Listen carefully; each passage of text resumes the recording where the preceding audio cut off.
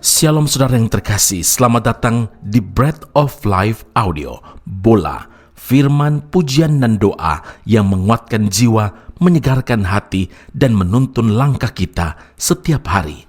Dimanapun Anda berada hari ini, di rumah, di tempat kerja, atau dalam perjalanan, percayalah bahwa Tuhan sendiri hadir untuk menyapa Anda, menguatkan Anda melalui firman-Nya. Doa kami agar setiap hati dipenuhi, setiap jiwa disegarkan, dan setiap langkah diperbaharui oleh kasih Allah. Tuhan Yesus melawat Anda dan siap memberkati Anda. Hidup ini adalah kesempatan. Hidup ini untuk melayani Tuhan. Jangan sia-siakan waktu yang Tuhan beri. Hidup ini harus jadi berkat. Hidup ini adalah kesempatan. Hidup ini untuk melayani Tuhan. Jangan sia-siakan yang Tuhan beri. Hidup ini harus jadi berkat. Oh Tuhan, pakailah hidupku selagi aku masih kuat. Saatnya nanti ku tak berdaya lagi.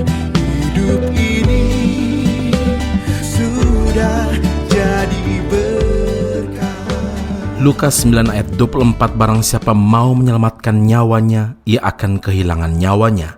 Tetapi barang siapa kehilangan nyawanya karena aku, ia akan menyelamatkannya.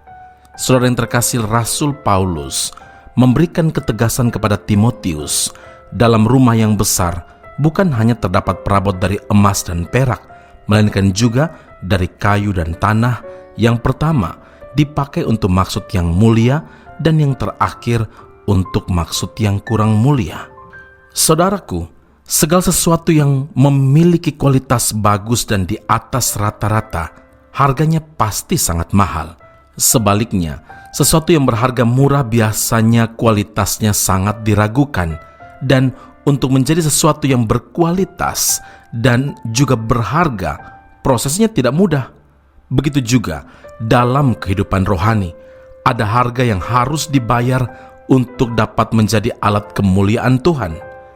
Kita telah menerima keselamatan dari Tuhan secara free, secara percuma, tanpa bayar apa-apa. Tapi untuk mengikut Dia, untuk melayani Tuhan dan mengalami penggenapan janji-janji Tuhan, maka kita harus mau membayar harga.